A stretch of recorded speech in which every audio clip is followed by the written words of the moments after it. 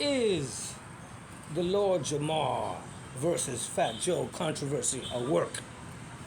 Now, Diablo TV, like, subscribe, do what you're supposed to do, champ.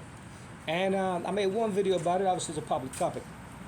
But this Lord Jamar, Fat Joe controversy. First thing, I'm the first one putting this out. I'm conspiratorial minded. Who was that brought into the conspiratorial knowledge, which other people call revisionist history, but we conspiratorial knowledge. 5%ers brought me in, baby. Yeah, nation of gods and earths, peace, right? Bomb. And I learned it first by Wu-Tang, because Wu-Tang is esoteric. The lyrics, you don't know the lyrics. Each one teach one. It's esoteric. It won't be revealed to you unless somebody breaks the knowledge down to you. You understand?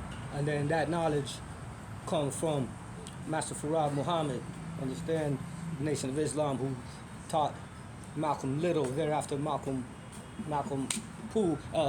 X, taught Clarence 13X. Understand, he founded Nation of Gods and Earths, 5%ers. But it's the same teachings, let's say, right? And then the Hebrew Israelites got a lot of the same teachings, but they come from the Hebrew side, these come from the Muslim side. But it's an apostate form of al-Islam, according to real Muslims. They'll let them hang out, but they'll cut them out of that stuff because arm, leg, arm, head. You know? Allah, arm, leg, arm, head. God is man, man is God. The accusation against Freemasonry, and it's all based upon Freemasonry too. Bomb. So, going further into it, yeah, that's who brought the Afrocentric. I did a show with some Hebrew Israelites when I came out of Chain Gang at the end of 2001. It was called Colorblind Show. My crew, Colorblind, understand?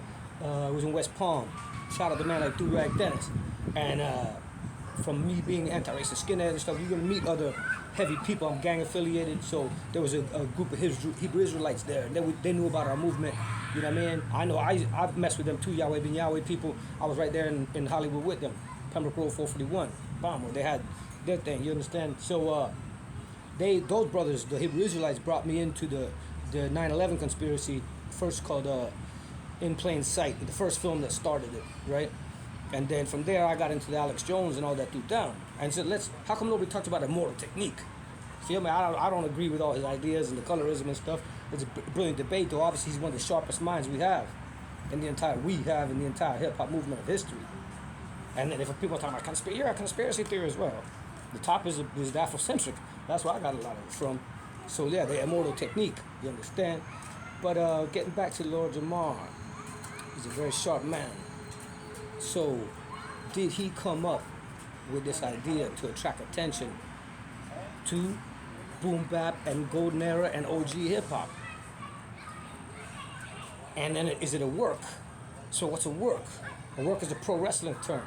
Don't mean it's fake, it's a work. You work in the audience, it's a carnival term. You're trying to deceive the audience to make money off them.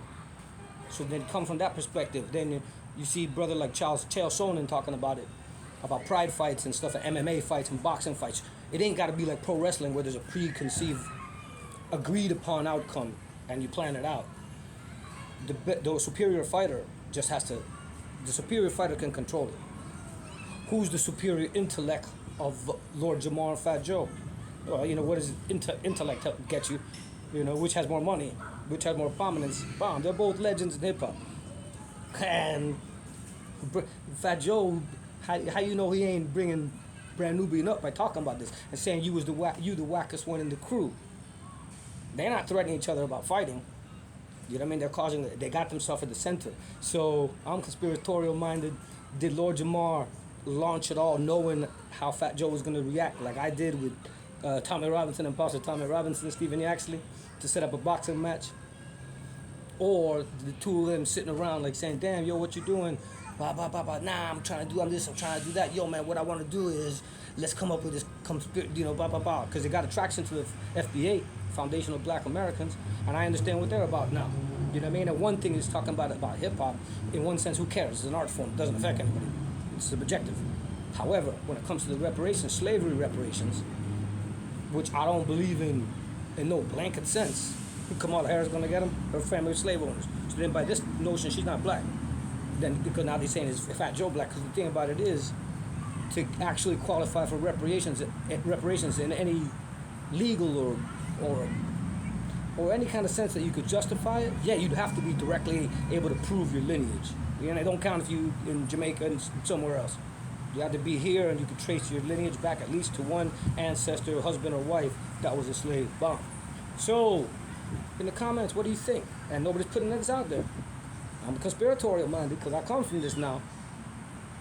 Is the Fat Joe versus Lord Jamar controversy a work?